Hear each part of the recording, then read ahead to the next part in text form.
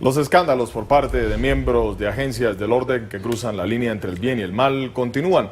Esta vez un detective está relacionado en un caso de pornografía infantil y seducción de menores. Samuel Rivera nos tiene más detalles. Adelante.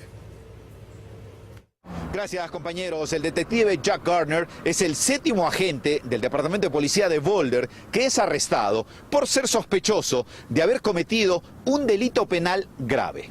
Un detective condecorado de la policía de Boulder fue arrestado después que una investigación conjunta de las autoridades y la oficina del fiscal del distrito del condado Jefferson concluyó que avisó a un sospechoso que estaba siendo investigado por explotación sexual de un niño a través de Internet. El detective Jack Gardner, de 56 años, fue arrestado bajo sospecha de complicidad, obstruir las investigaciones y las operaciones del gobierno y por mala conducta como agente. La policía de Boulder investigaba a Khalil Colina Peckham, de 26 años, desde mayo, cuando envió más de 700 textos e imágenes sexuales a un policía encubierto, quien logró pactar una reunión con el sospechoso usando la identidad de una menor de 13 años de edad. Pero Peckham no se presentó a la reunión.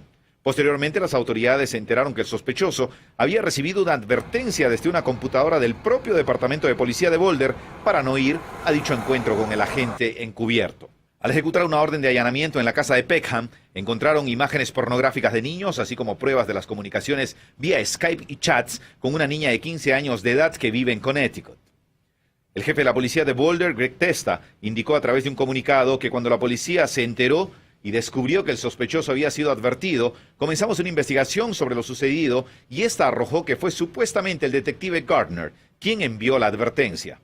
En los últimos 4 años, los policías de Boulder arrestaron por algún tipo de delito cometido a Eric Lee, el 2012, un exoficial que se declaró culpable de posesión de armas de fuego no registradas, robo y venta de silenciadores de rifles.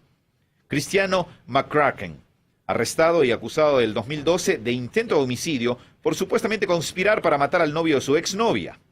Elizabeth Ward, arrestada por conducir en estado de ebriedad en Thornton, el 2012. Scott Morris, detenido en noviembre del 2012 por manejar en estado de ebriedad y por posesión de armas. Sam Carter y Brent Kurnoff fueron arrestados y acusados de conspirar para matar y por manipulación de pruebas.